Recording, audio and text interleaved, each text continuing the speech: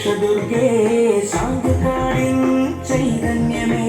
കാലങ്ങളായി കാക്കുന്ന ദേവി കൽപ്പാന്തരക്ഷകി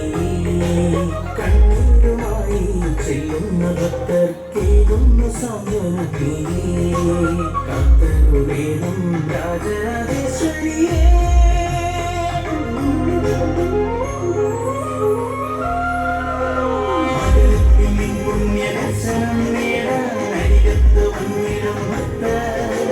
മുടിയേറ്റു നിറവോടെ കാണുന്ന നേരം തുല്യം പ്രകാശിക്കുമായി കാർത്തികനാ തൊഴുതു നിന്നെ